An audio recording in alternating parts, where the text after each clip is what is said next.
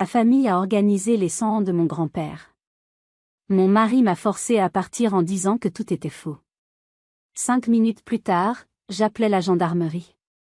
Et j'ai découvert qu'il cachait sa mort depuis 5 ans pour m'être volé mon héritage. Merci d'être ici avec moi aujourd'hui. J'espère que tu passes une journée merveilleuse où que tu sois. J'aimerais que tu partages dans les commentaires depuis quelle ville ou quel pays tu nous regardes et quelle heure il est là-bas. Maintenant, commençons notre histoire ensemble. L'invitation est arrivée un mardi matin de mai, un rectangle de lumière glissé entre les enveloppes grises et anonymes des factures. Le carton était d'un poids rassurant, sa texture veloutée sous mes doigts. En lettres d'or calligraphiées, brillantes comme une promesse, je lus: Monique et Jean-Pierre Dubois ont l'immense joie de vous convier à célébrer le 100e anniversaire de leur père et beau-père, Monsieur Henri Dubois. Le nom de ma mère, Monique. Celui de mon père, une ombre falote qui n'avait jamais vraiment habité son propre nom. Et celui de mon grand-père, Henri. 100 ans. Un siècle entier d'existence, un chiffre si rond, si parfait, qu'il en paraissait irréel. Je suis resté immobile au milieu de ma cuisine lyonnaise, baigné par le soleil matinal, le carton à la main, un goût de cendre dans la bouche. Je m'appelle Élodie, 42 ans, architecte.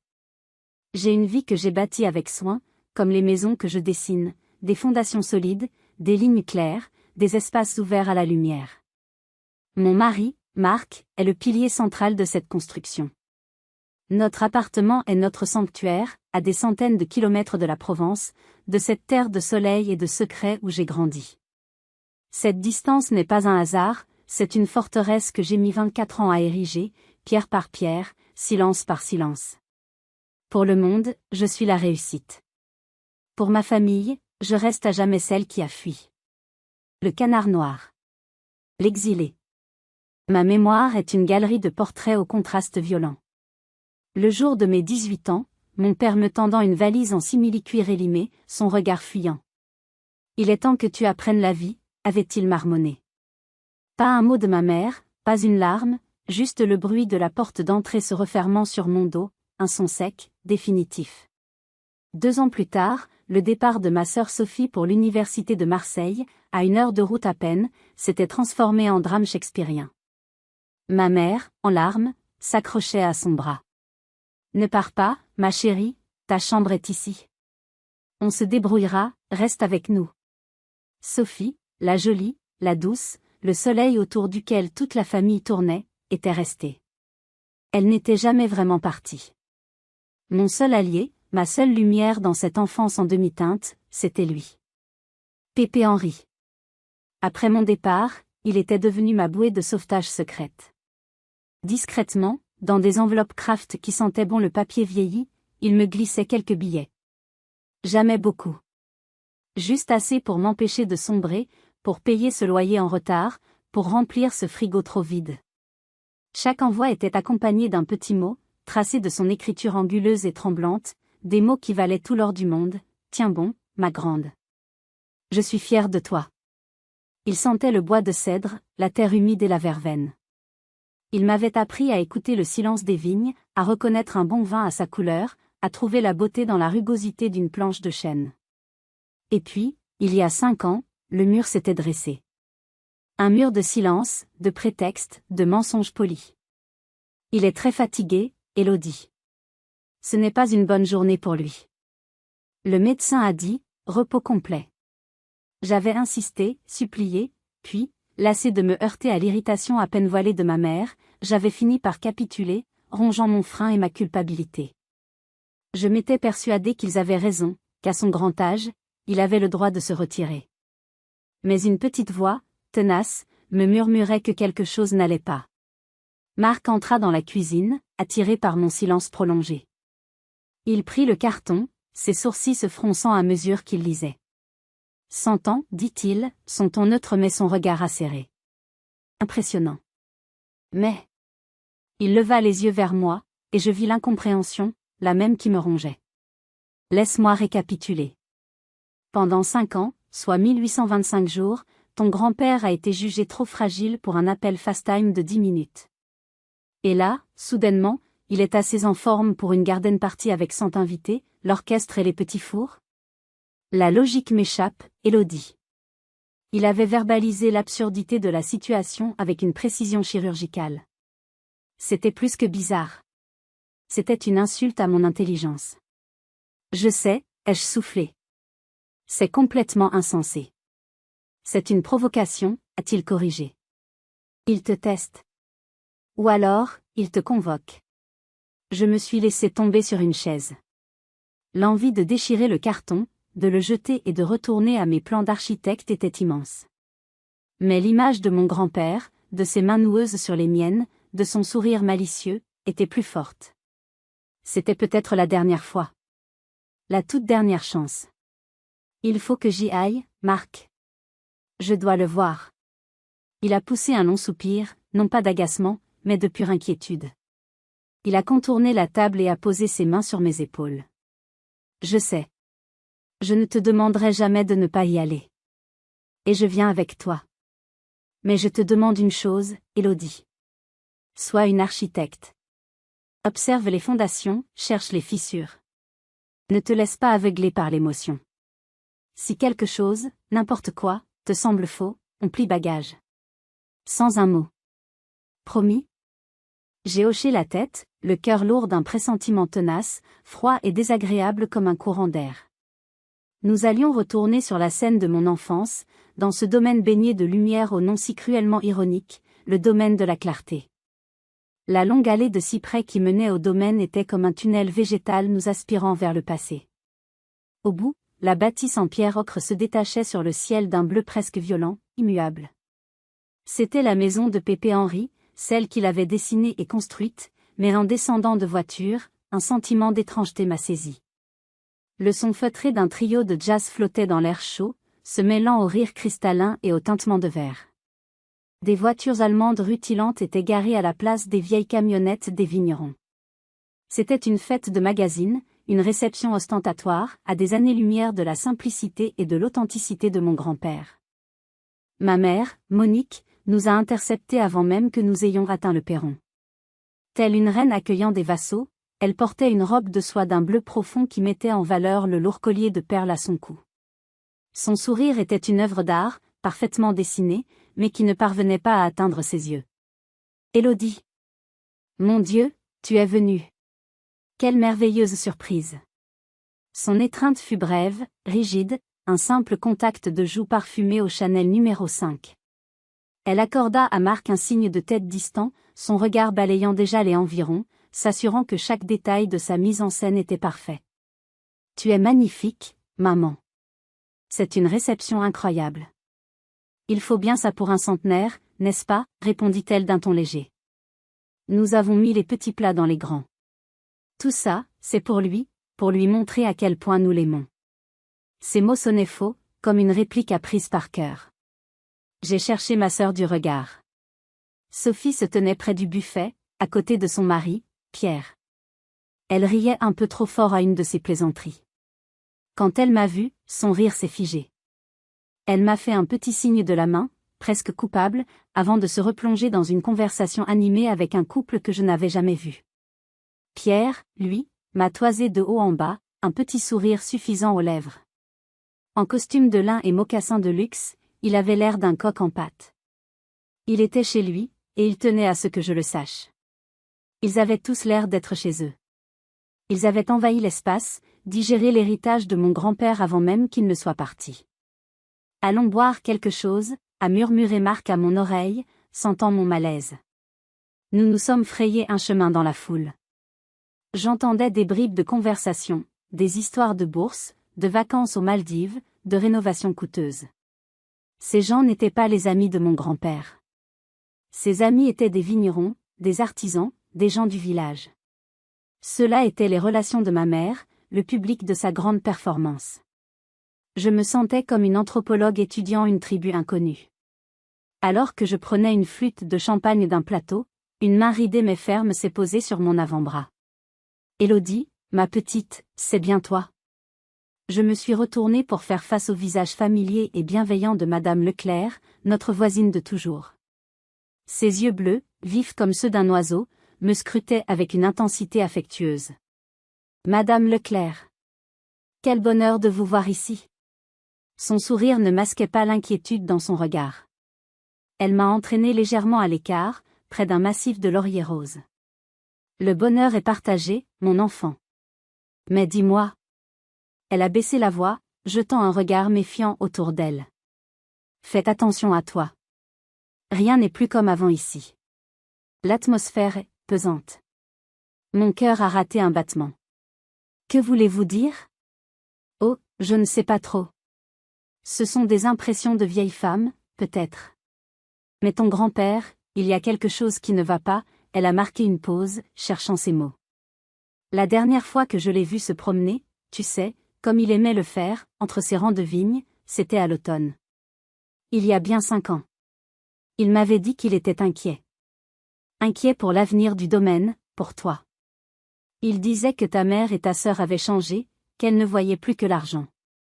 Et puis, du jour au lendemain, plus rien. Disparu des radars. Monique m'a servi une histoire de mauvaise chute, de dépression, qu'il ne voulait voir personne. Ça ne ressemble pas à Henri. Henri, c'est un chêne.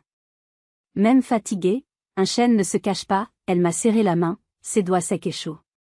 Je ne veux pas gâcher ta journée, ma petite. Mais sois prudente. Ouvre l'œil. Elle s'est éloignée pour saluer quelqu'un d'autre, me laissant là, chancelante, la flûte de champagne tremblant dans ma main. Ce n'était plus une impression. C'était un témoignage. Un témoignage qui donnait un poids terrible à mes propres doutes. 5 ans. Le chiffre maudit revenait encore et encore, comme le refrain d'une chanson funèbre. Marc s'est approché, le visage grave. J'ai entendu. Marc, j'ai peur, ai-je avoué dans un souffle. Moi aussi, a-t-il répondu. Reste près de moi. Et souviens-toi de ta promesse. Le point culminant de la mise en scène est arrivé vers 17h, lorsque le soleil de Provence a commencé à décliner, baignant le jardin d'une lumière dorée et théâtrale. Le trio de jazz a entamé une mélodie douce et nostalgique. Ma mère s'est avancée sur la terrasse, a tapoté un micro qui a produit un léger sifflement, et a demandé le silence d'un geste de la main. Mes chers amis, chère famille, a-t-elle commencé, sa voix vibrant d'une émotion parfaitement maîtrisée.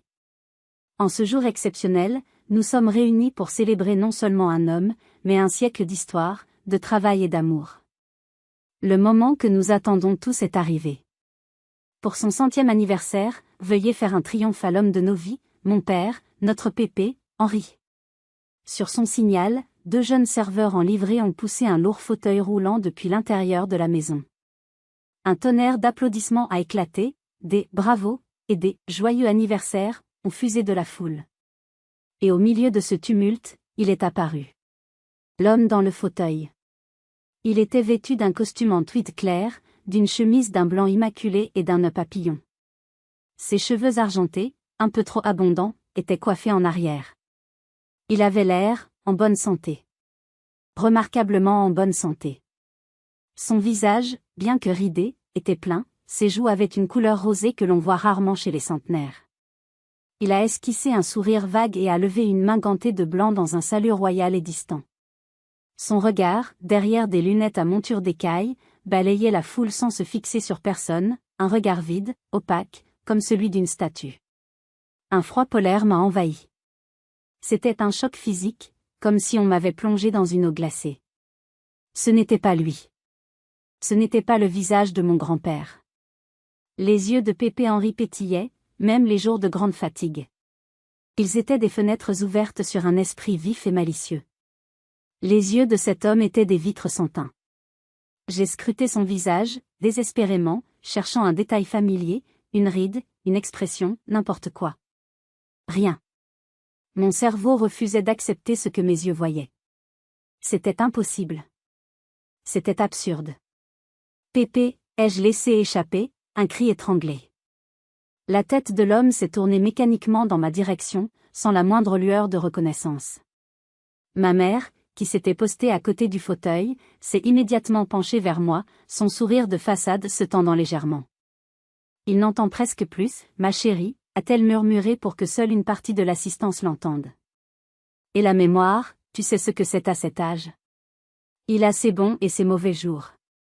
À côté de moi, Marc était devenu une statue de granit. Il ne disait rien, ne bougeait pas. Son regard n'était pas celui d'un petit-fils par alliance. C'était celui d'un expert en bâtiment qui inspecte une façade à la recherche de la moindre fissure. Il ne regardait pas l'ensemble. Il disséquait les détails avec une concentration effrayante. Monique a repris le micro et a entamé un long discours larmoyant. Elle a parlé de la générosité de son père, de son courage, de l'empire viticole qu'il avait bâti à partir de rien. Elle pleurait presque, tamponnant le coin de ses yeux avec un mouchoir en soie. C'était une performance d'actrice consommée. C'est à cet instant précis que Marc s'est penché à mon oreille. Sa voix était un souffle, mais elle a résonné en moi comme un coup de gong. Prends ton sac à main. On s'en va.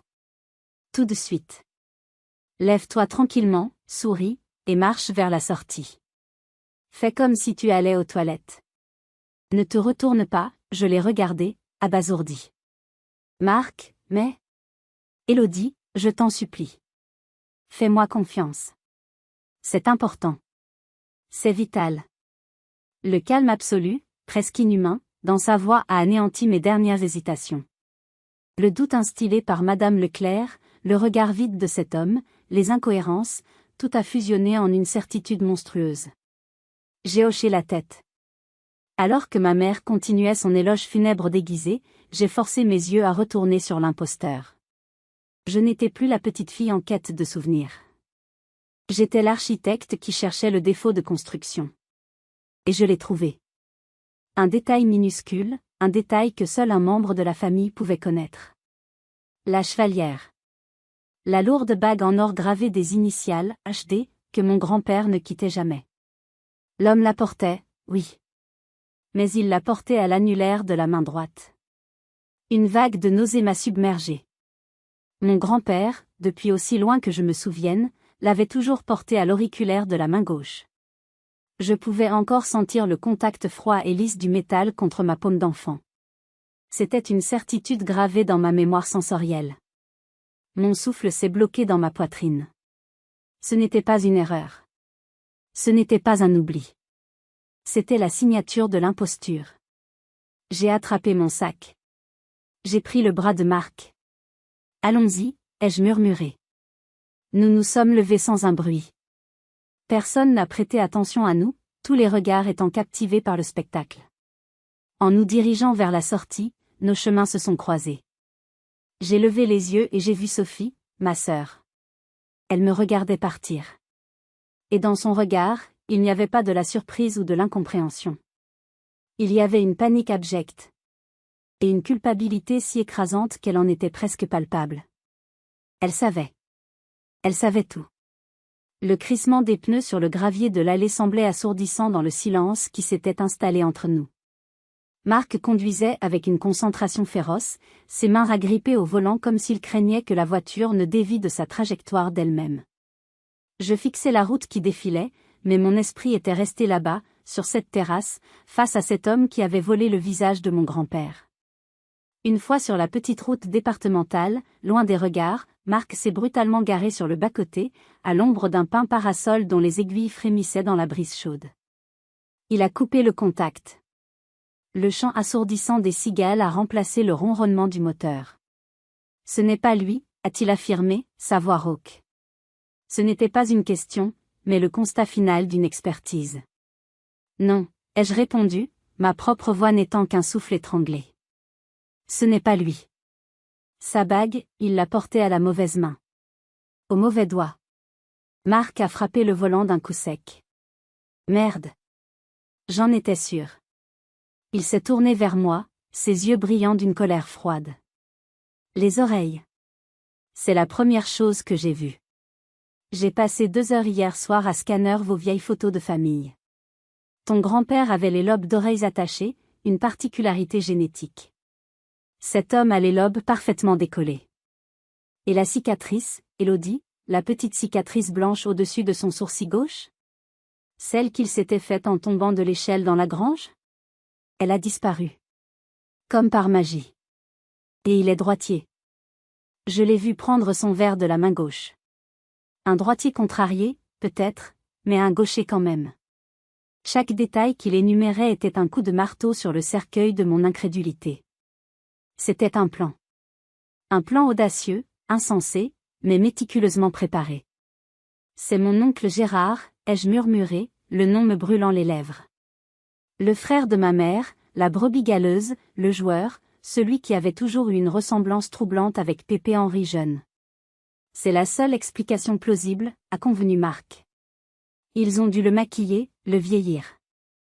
Le choc initial, cette paralysie glaciale, commençait à se dissiper, remplacée par une émotion nouvelle, une émotion que je ne m'étais jamais autorisée à ressentir pleinement envers ma famille, une haine pure, glaciale et tranchante. Ils n'avaient pas seulement menti. Ils n'avaient pas seulement volé. Ils avaient commis une profanation. Ils avaient organisé ce cirque grotesque, cette mascarade pathétique, dans sa propre maison, pour célébrer sa non-existence. J'ai senti une force nouvelle monter en moi. La petite fille effrayée et rejetée était morte sur cette terrasse. À sa place se tenait une femme dont le cœur était rempli d'une rage froide et déterminée. J'ai regardé Marc. Mes larmes avaient cessé de couler. Mes mains ne tremblaient plus. On ne va pas seulement appeler les gendarmes, ai-je déclaré, ma voix soudainement dure comme de l'acier. On va les anéantir. Marc m'a observé, surpris par la métamorphose. Il a vu la flamme dans mes yeux et a hoché la tête, un lent sourire se dessinant sur ses lèvres. Je te suis. Dis-moi ce que tu veux faire. Mon esprit d'architecte, habitué à concevoir des plans et à anticiper les problèmes, s'est mis en marche avec une clarté redoutable. J'ai sorti mon téléphone et mon carnet. Phase 1, l'effet de surprise. J'appelle la gendarmerie. Maintenant. Tant qu'ils sont tous là, ivres de leur succès, pris au piège de leur propre fête. Je vais leur décrire l'imposture, les détails, et je vais insister sur notre inquiétude quant au sort de mon véritable grand-père. Je veux qu'ils débarquent en plein milieu de la fête. Je veux voir leur visage quand la musique s'arrêtera. J'ai fait défiler mes contacts. Phase 2, les alliés. Demain, à la première heure, je vais voir Madame Leclerc. Elle sait des choses. Elle va parler. Elle était son amie la plus proche. Sa parole aura du poids. J'ai griffonné son nom. Phase 3, l'arme légale. Maître Antoine Dubois. Le notaire d'Apt. Pas celui de ma mère, celui de Pépé. Je me souviens que mon grand-père disait toujours, Dubois, c'est un homme droit comme un CEP de vigne. Si Pépé a pris des dispositions, c'est lui qui les détient. Il est la clé de tout. J'ai levé les yeux et j'ai regardé en direction du domaine, invisible derrière les collines. Ils étaient là-bas, trinquant à leur crime. Ils me croyaient loin, faible, en fuite. Ils avaient commis une erreur fatale. Ils m'avaient sous-estimé. Tu es absolument certaine, Élodie ? A demandé Marc, sa voix douce mais sérieuse.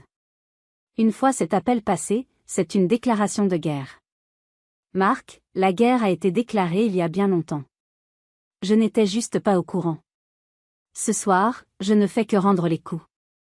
J'ai composé le 17. Ma voix, quand j'ai parlé à l'opérateur, était d'un calme olympien.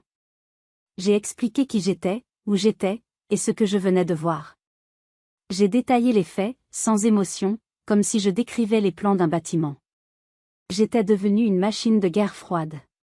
Et je venais de lancer mon premier missile. La nuit fut une succession d'heures interminables, passées à arpenter la moquette anonyme de la chambre d'hôtel. Le sommeil était un pays lointain et inaccessible. Chaque son dans le couloir, chaque phare de voiture balayant le plafond, me faisait sursauter. Marc, épuisé, avait fini par sombrer dans un sommeil agité, mais mon esprit, lui, était en état d'alerte maximale, un quartier général en pleine effervescence. Aux premières lueurs de l'aube, alors que le ciel de Provence passait du noir à l'indigo, j'étais déjà sous la douche, l'eau chaude ne parvenant pas à dissiper le froid qui m'habitait. J'ai laissé un mot pour Marc et j'ai pris la voiture. Direction, la maison de Madame Leclerc. Elle m'attendait sur le pas de sa porte, comme si elle avait veillé toute la nuit. Elle portait un simple peignoir en coton et tenait une tasse de café fumante. L'odeur réconfortante du café fraîchement moulu flottait dans l'air matinal. Entre, ma petite, entre vite. Elle m'a fait asseoir à sa grande table de cuisine en bois, la même où Pépé Henri avait dû s'asseoir tant de fois. Les gendarmes sont venus hier soir, a-t-elle commencé sans attendre, ses yeux vifs me scrutant. Ils ont tout arrêté. Quelle débandade! Ta mère hurlait comme une poissonnière, ton oncle Gérard était sur le point de s'évanouir. Un triste spectacle. Madame Leclerc, ai-je dit, à l'endroit au but. J'ai besoin de votre aide. Vous m'avez dit que Pépé était inquiet avant de disparaître. Racontez-moi tout. Chaque mot, chaque détail, même le plus insignifiant, peut être crucial. Elle a pris une longue gorgée de café, son regard se perdant dans les souvenirs. C'était un homme tourmenté, sur la faim. Il ne le montrait pas, bien sûr. Trop fier. Mais moi, je le connaissais depuis 50 ans. Je voyais bien les ombres dans son regard. Il m'a parlé de toi. Souvent. Il disait, Suzanne, ma petite Élodie, c'est du bois dont on fait les flèches. Elle ira loin. Mais elle est seule. Il s'inquiétait de te savoir si loin. Et puis, il s'inquiétait de ceux qui étaient proches. Elle a marqué une pause. Il m'a dit un jour, ici même, à cette table, elles sont devenues avides. Il parlait de Monique et de Sophie. Elle ne voit plus les vignes, elle voit des hectares. Elle ne voit plus la maison, elle voit des mètres carrés. Elles ont le cœur sec comme une terre sans eau. C'était dur. Mais je crois qu'il voyait clair. Mon cœur se serrait à chaque mot. Il avait tout vu, tout compris. Et puis, un jour, il ne venait plus. J'ai appelé. Monique m'a répondu d'un ton glacial qu'il avait fait une mauvaise chute, qu'il était déprimé et ne voulait voir absolument personne. J'ai insisté, j'ai proposé de lui apporter une soupe, un livre. Elle m'a presque raccroché au nez. C'était un mur. Infranchissable. Soudain, le visage de la vieille dame s'est illuminé. Attends une seconde. Il y a quelque chose. Quelque chose d'important. Elle s'est levée, a traversé la pièce et a ouvert un grand buffet en noyer. Elle en a sorti une vieille boîte à biscuits en fer blanc, décorée de scènes pastorales un peu passées de mode. Il m'a confié ça. Quelques semaines avant que je ne le voie plus. Il était grave, ce jour-là. Il m'a dit, Suzanne, ma vieille amie, garde ça précieusement. Ne l'ouvre pas. Si un jour, il m'arrive malheur, et si par bonheur ma petite Élodie vient frapper à ta porte, donne-lui cette boîte. Elle seule saura quoi en faire. Mes mains tremblaient si fort que j'ai eu du mal à soulever le couvercle. Une bouffée de lavande séchée et de papier ancien m'est montée aux narines. L'odeur de mon grand-père. À l'intérieur, une liasse de lettres, soigneusement attachée par un ruban de satin bleu délavé. Toutes adressées à « ma chère Élodie ». J'en ai pris une, la première. L'encre avait un peu pâli. Ma chère Élodie, je t'écris ces mots que je ne t'enverrai sans doute jamais, juste pour mettre de l'ordre dans mes pensées. Aujourd'hui, le Mistral souffle fort, comme la cupidité dans le cœur de certains. J'ai dû m'arrêter, la gorge si serrée que je ne pouvais plus respirer. Sous les lettres, il y avait un petit carnet noir à la couverture usée. Son journal de jardinage. J'ai tourné les pages, lisant ses notes sur la taille des rosiers, la météo, la lutte contre le mildiou. Et puis, je suis arrivée à la dernière page écrite. La date, 15 octobre, il y a 5 ans. Pluie fine et persistante. Les feuilles des vignes prennent leur couleur de sang. Monique et Sophie sont venues me voir. Longue et pénible discussion. Elles veulent que je change mon testament. Elles ne comprennent pas. Elles ne comprendront jamais que ce domaine n'est pas une somme d'argent, mais une mémoire. Je crains qu'il ne me reste que très peu de temps pour mettre mes dernières affaires en ordre. Au fond de la boîte, sous le carnet, il y avait 2 derniers éléments. Une grande enveloppe scellée, portant le cachet de cire d'une étude de notaire. Et une carte de visite, sobre et élégante, Maître Antoine Dubois, notaire, place du Château, Apt. J'ai relevé la tête vers Madame Leclerc, les larmes coulant sans retenue sur mes joues. Merci, ai-je articulé. Merci. Vous ne pouvez pas imaginer. J'aimais Henri, a-t-elle simplement dit, en me tendant un mouchoir. C'était un homme juste. La justice doit lui être rendue. Je suis retournée à la voiture, serrant la boîte contre ma poitrine comme s'il s'agissait du cœur même de mon grand-père. J'avais la preuve. La preuve de son amour. La preuve de sa lucidité. Et la preuve irréfutable de leur trahison. L'étape suivante était gravée dans le marbre. J'allais appeler Maître Dubois. Le téléphone a sonné alors que je venais de rentrer dans la chambre d'hôtel. C'était un numéro masqué. J'ai décroché, le cœur battant. C'était le maréchal des logis-chefs de la gendarmerie de Cavaillon. Sa voix était posée, factuelle, mais je décelais une pointe de lassitude, la fatigue d'un homme qui a passé sa nuit à démêler une histoire sordide. Madame Valois ? Je vous appelle pour faire le point sur l'enquête. Je vous écoute. Suite à l'interrogatoire de monsieur Gérard Martin, votre oncle, qui a été placé en garde à vue cette nuit, nous avons obtenu des aveux complets. Il y eut une pause, comme pour me préparer. Madame, je suis au regret de vous informer officiellement que votre grand-père, monsieur Henri Dubois, est décédé. Même en m'y étant préparé, la confirmation officielle a eu l'effet d'une déflagration. Le monde autour de moi est devenu cotonneux. Quand ai-je réussi à demander, ma voix un filet d'air? Le 20 octobre, il y a 5 ans. Selon les dires de votre oncle, qui corroborent les premiers éléments, il serait mort dans son sommeil, de cause naturelle. Votre mère et votre sœur l'auraient découvert le matin. Le gendarme a poursuivi son récit, d'une voix qui se voulait neutre mais qui ne pouvait masquer l'horreur de la situation. Paniquée à l'idée de me voir hériter du domaine, comme monsieur Dubois le leur avait apparemment annoncé, elles auraient conçu ce plan insensé. Elles ont fait chanter Gérard, votre oncle, en utilisant ses dettes de jeu. Elles ont obtenu la complicité du médecin de famille, le docteur Martin, un homme qui devait beaucoup à votre grand-père et qui a accepté de signer un certificat de décès antidaté et de ne pas déclarer le décès, en échange d'une somme d'argent importante. Et, le corps, ai-je osé demander, la gorge sèche. Ils l'ont enterré la nuit suivante, dans une partie isolée du domaine, près d'un vieux chêne. Nous avons localisé l'endroit. Le procureur a ordonné une exhumation et une autopsie, pour la forme, mais tout semble concorder. Il a terminé en m'expliquant les chefs d'accusation, recel de cadavres, fraude en bande organisée, usurpation d'identité, faux et usage de faux. L'affaire est désormais entre les mains du juge d'instruction. Nous aurons besoin de votre déposition officielle cet après-midi. Je serai là, ai-je dit avant de raccrocher. Je suis restée assise sur le lit, le téléphone serré dans ma main. Il était mort 5 jours après avoir écrit sa dernière note. 5 jours après avoir pensé à moi, à me protéger. La douleur était une marée noire, submergeant tout. La colère, la tristesse, le dégoût. J'ai pleuré, non pas des larmes de petite fille, mais les larmes amères d'une femme qui comprend l'étendue de la noirceur humaine. Marc m'a laissé le temps. Il est resté assis à côté de moi, sa présence silencieuse un baume sur ma peine. Puis, quand le flot de larmes s'est tari, il m'a tendu un verre d'eau. Il faut que tu appelles le notaire, Élodie. C'est le moment. C'est ce qu'il aurait voulu. J'ai hoché la tête. Le deuil attendrait. Le combat devait continuer. Pour lui. J'ai composé le numéro de maître Antoine Dubois.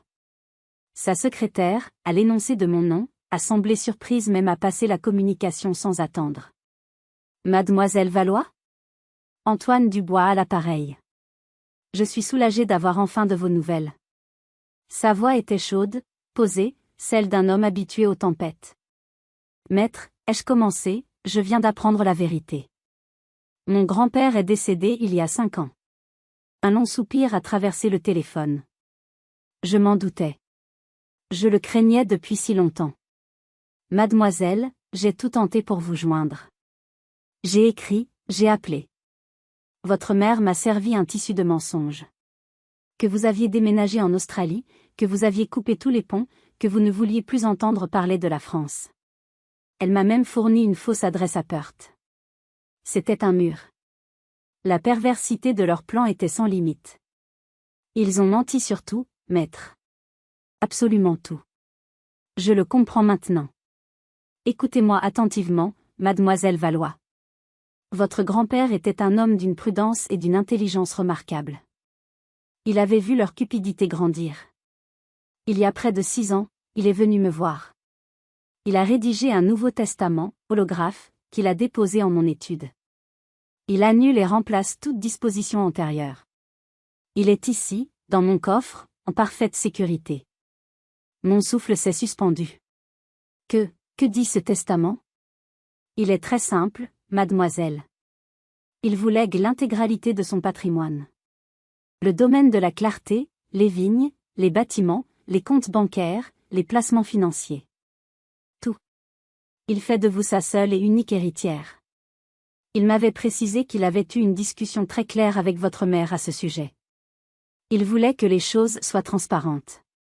C'est sans doute ce qui a précipité leur folie. Le puzzle était désormais complet.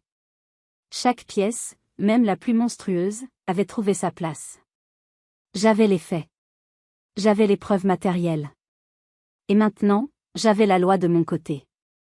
Maître Dubois, ai-je dit, ma voix retrouvant une fermeté que je ne me connaissais pas, j'ai besoin de vous. J'ai besoin que vous soyez mon avocat, mon représentant. J'ai besoin que vous m'aidiez à faire respecter les dernières volontés de mon grand-père. Mademoiselle, a-t-il répondu sans une seconde d'hésitation, et j'ai pu sentir un sourire dans sa voix. Ce sera le plus grand honneur de ma carrière. Le jour de l'expulsion, une ordonnance du juge avait fixé la date et l'heure. Avant que les déménageurs ne viennent vider la maison de leur présence, avant que cette page ne soit définitivement tournée, je ressentais le besoin impérieux d'une dernière confrontation. Pas une scène de cris et de larmes. Une mise au point. Un acte final pour leur signifier, en personne, l'étendue de leur défaite. Je suis arrivé au domaine en fin de matinée, accompagné de Marc et de Maître Dubois. La présence du notaire, homme de loi imposant et calme, agissait comme un rempart, me donnant la force d'affronter ce qui m'attendait. Le grand portail était ouvert. Dans l'allée, un camion de déménagement attendait, vide pour l'instant. La porte d'entrée de la maison était entr'ouverte, comme une bouche édentée.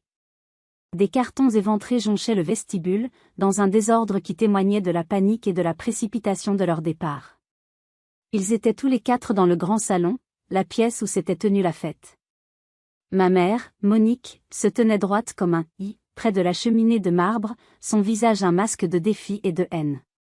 Mon père, Jean-Pierre, se tenait légèrement en retrait d'elle, le regard fuyant, plus transparent et insignifiant que jamais. Sur le canapé, Sophie pleurait silencieusement, le visage enfoui dans ses mains, tandis que son mari, Pierre, lui tapotait maladroitement l'épaule, me lançant des regards noirs. L'air était si lourd qu'on aurait pu le couper au couteau. Ma mère a brisé le silence, sa voix sifflante comme un serpent. Te voilà.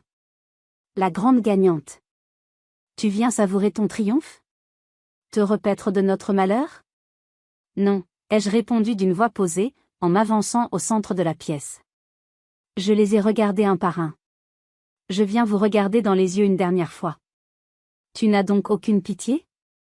Aucune décence, a-t-elle enchaîné, sa voix montant dans les aigus. Nous humilier de la sorte.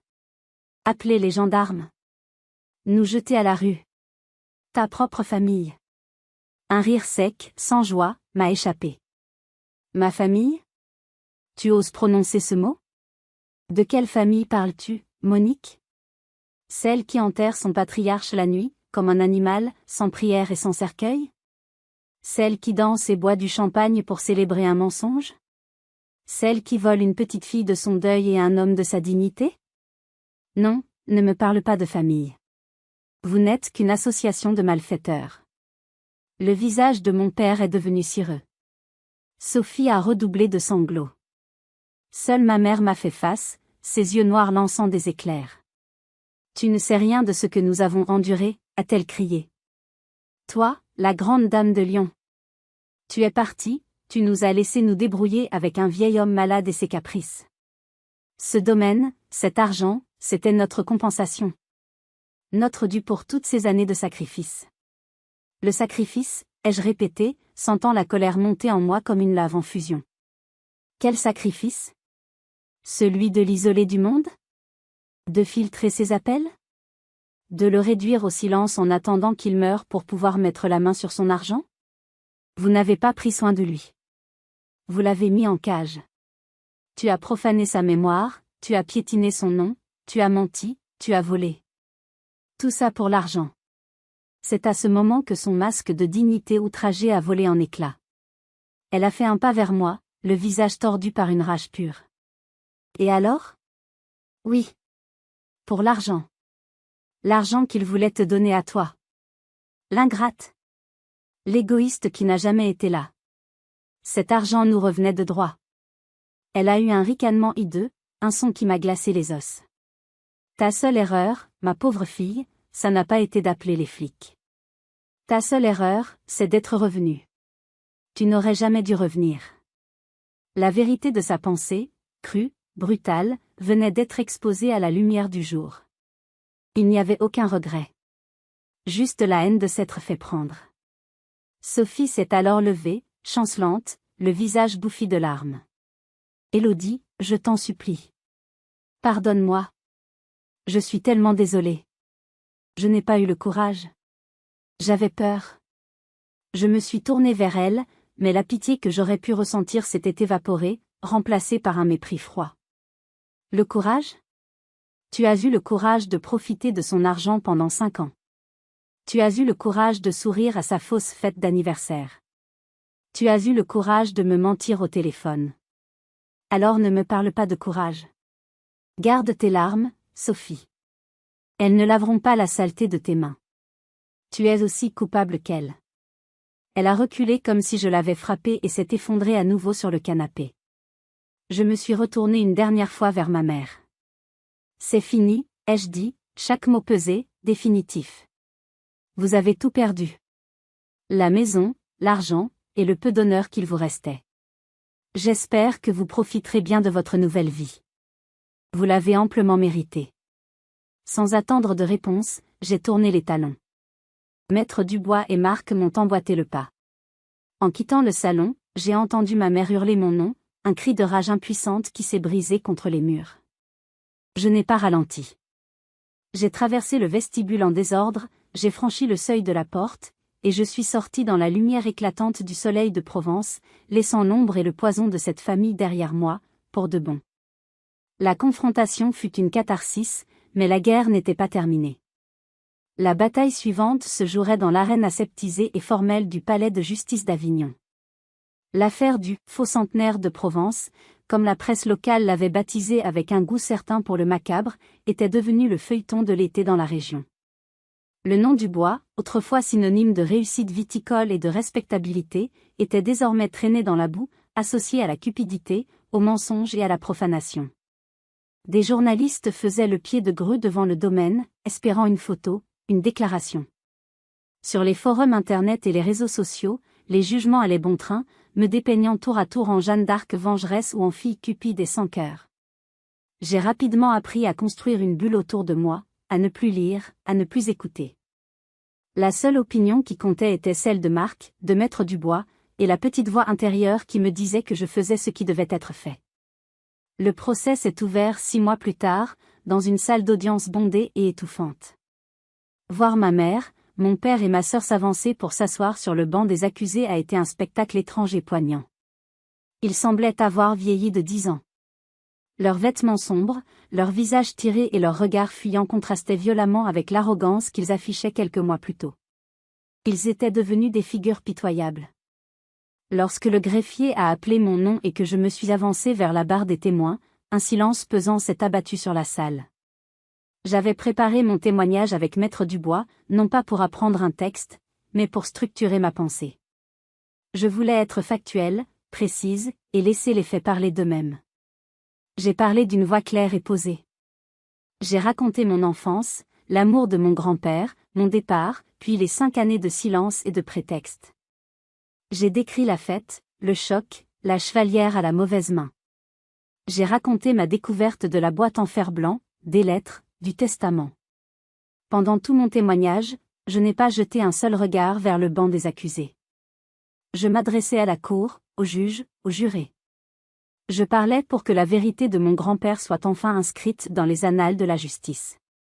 Les avocats de la défense, 3 ténors du barreau, ont tenté de construire une narration alternative. Ils ont plaidé le deuil pathologique, la dépression collective, un acte d'amour maladroit d'une famille qui ne voulait pas laisser partir son patriarche.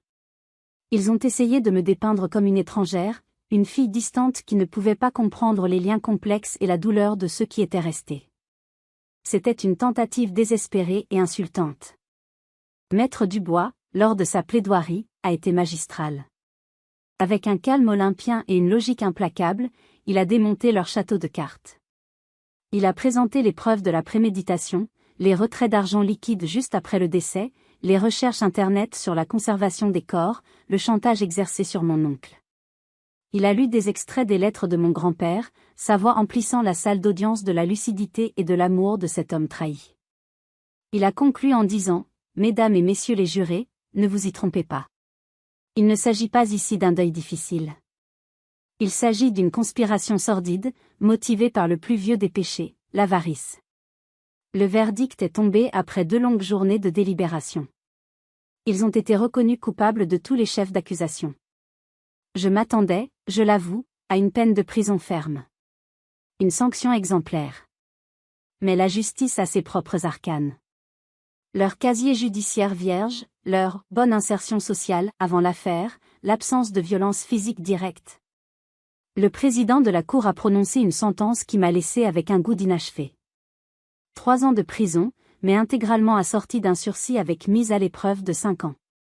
Une amende record, certes, qui les laissait ruiner. L'obligation de rembourser l'intégralité des sommes détournées, ce qui prendrait le reste de leur vie. Une interdiction formelle de me contacter ou de s'approcher de moi ou du domaine. Mais pas un jour de prison. En sortant du tribunal, submergé par les flashs des photographes, j'ai senti une vague de frustration. Marc m'a serré la main. « Ne regarde pas ça comme ça », m'a-t-il dit. La vraie peine, ce n'est pas celle du juge. C'est celle du monde extérieur. Il avait raison. Leur condamnation la plus lourde n'était pas dans le code pénal. C'était la honte.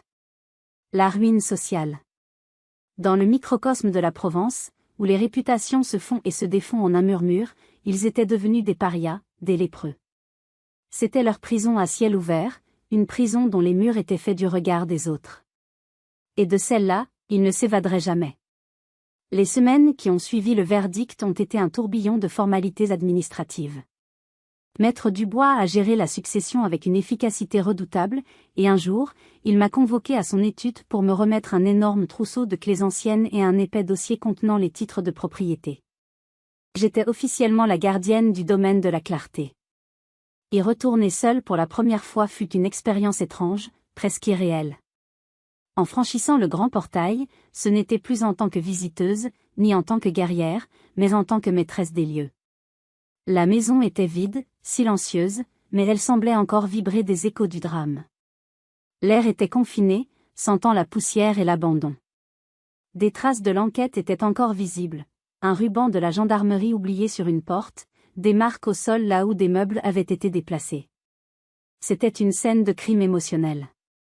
Pendant plusieurs jours, j'ai arpenté les pièces, ouvrant les volets pour laisser entrer la lumière et l'air frais, comme pour chasser les fantômes. Ils avaient emporté leurs effets personnels, mais tout ce qui appartenait à mon grand-père était resté. Sa bibliothèque, remplie de livres sur l'histoire et la nature, ses fauteuils en cuir usé, sa collection de pipes sur le manteau de la cheminée. C'était comme s'ils n'avaient jamais osé toucher à son essence, ou plus probablement, comme si cela ne les avait jamais intéressés. Je me sentais comme une archéologue découvrant une civilisation perdue. Chaque objet était une relique, un fragment de sa vie. Je passais des heures dans son bureau, lisant ses carnets, essayant de reconstituer le puzzle de l'homme qu'il avait été. Un après-midi, rassemblant mon courage, j'ai monté la petite échelle de meunier qui grinçait sous mon poids et qui menait à son atelier, sous les toits. La porte était fermée par un vieux cadenas rouillé. J'ai essayé les clés du trousseau, et l'une d'elles, petite et ouvragée, a tourné dans la serrure avec un déclic qui a résonné dans le silence. En poussant la porte, j'ai été submergée. L'odeur. Cette odeur si particulière, un mélange de bois de cèdre, de sueur, d'huile de lin et de temps suspendu. C'était l'odeur de mon enfance, l'odeur de la sécurité. Rien n'avait bougé. Ses ciseaux à bois, ses gouges, ses rabots étaient méticuleusement rangés sur un panneau mural. Sur l'établi, un petit bateau en noyer, à moitié terminé, était encore serré dans l'étau, attendant une main qui ne viendrait plus. Une épaisse couche de poussière grise recouvrait tout, un linceul de silence et d'oubli. Je me suis assise sur son vieux tabouret en bois, celui sur lequel il me faisait grimper pour que je puisse voir son travail. J'ai caressé le bois usé de l'établi, sentant les entailles et les marques laissées par des décennies de travail. Et là, dans la solitude et la lumière dorée qui filtrait par la lucarne, j'ai enfin pu faire mon deuil. J'ai pleuré, non pas la victime d'une conspiration, mais l'homme. Mon grand-père. J'ai pleuré pour les histoires qu'il ne me raconterait plus, pour les rires que je n'entendrais plus, pour la petite fille en moi qui venait de perdre son plus grand protecteur. Plus tard, en redescendant, je suis passé par la cuisine.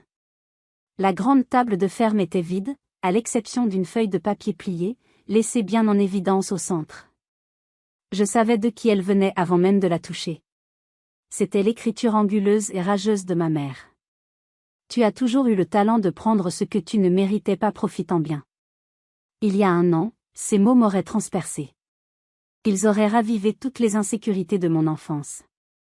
Mais la femme qui lisait cette note n'était plus la même. J'ai plié soigneusement le papier. Je ne l'ai pas brûlé. Je ne l'ai pas jeté.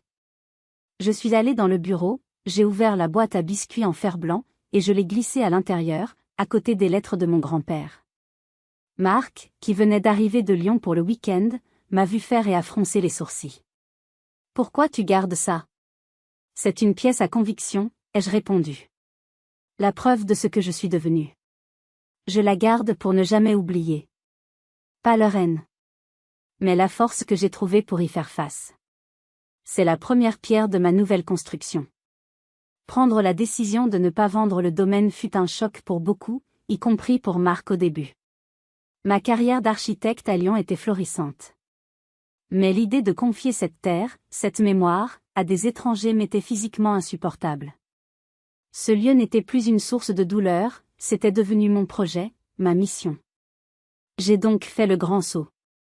J'ai mis mon cabinet d'architecte en gérance, et je me suis installé en Provence, dans la grande maison silencieuse. La première année fut un baptême du feu. Je ne connaissais rien à la viticulture, à la gestion d'un domaine agricole. J'étais une citadine parachutée dans un monde de terre, de cycles et de traditions. Ma première décision fut de congédier Jean-Luc, le régisseur qui avait fermé les yeux, et de le remplacer par une jeune œnologue passionnée et audacieuse, qui a cru en mon histoire et en mon désir de faire revivre le domaine.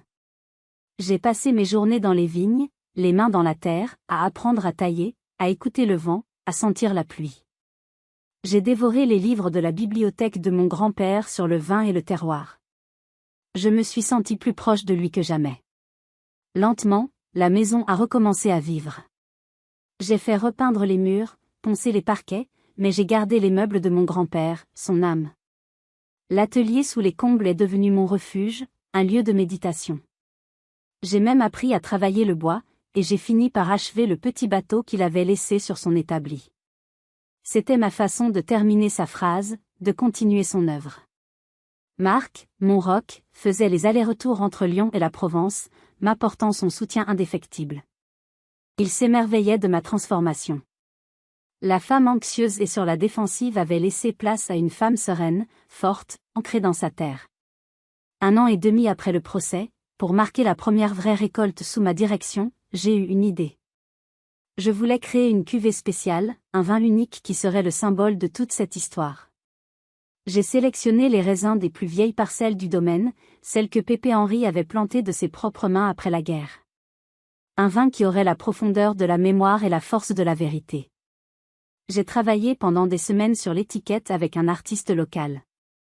Nous avons conçu un dessin d'une grande sobriété, les racines puissantes d'un CEP de vigne s'enfonçant dans le sol, et au-dessus, simplement le nom du domaine.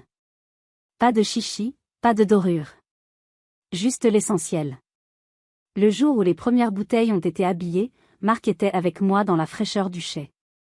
L'odeur du vin, du bois et de la cire était enivrante. C'est un grand moment, a-t-il dit, en admirant une bouteille. Alors, ce vin qui symbolise ta nouvelle vie, comment vas-tu l'appeler ? La cuvée Élodie ? La cuvée Vengeance, a-t-il plaisanté. J'ai souri, un vrai sourire, plein et entier, qui venait du plus profond de mon être. J'ai pris une bouteille, sentant son poids rassurant dans mes mains. Non, ai-je dit. Je vais l'appeler le centenaire. Marc m'a regardé, l'incompréhension dans les yeux. Le centenaire? Après le cauchemar que ce mot représente pour toi? Précisément, ai-je répondu, en caressant l'étiquette du doigt. Parce que c'est leur mensonge qui a fait éclater la vérité. C'est cette fête macabre qui m'a rendu mon histoire, mon héritage. C'est la plus belle des ironies. En voulant célébrer une mort qu'ils cachaient, ils ont fait renaître une vie, la mienne. Ce vin n'est pas un symbole de vengeance. C'est un symbole de résilience. C'est un pied de nez à leur noirceur et un hommage à sa lumière. Ce soir-là, j'ai pris une de ces bouteilles et 2 verres. J'ai gravi la petite colline qui surplombe le domaine, jusqu'au pied du grand chêne centenaire. C'est là que mon grand-père reposait désormais, sous une simple pierre gravée de son nom, de ses dates, et d'une seule phrase, un homme juste. J'ai débouché la bouteille. J'ai servi 2 verres. J'en ai posé un sur la pierre. J'ai levé le mien vers le ciel qui s'embrasait. J'ai bu une gorgée de ce vin sombre, puissant, complexe. Un vin qui avait le goût de la terre, du temps, des larmes et de la victoire. J'avais non seulement reconquis un domaine, mais j'avais reconquis mon âme. Et je savais, avec une certitude tranquille et absolue, que de là où il était, mon grand-père souriait.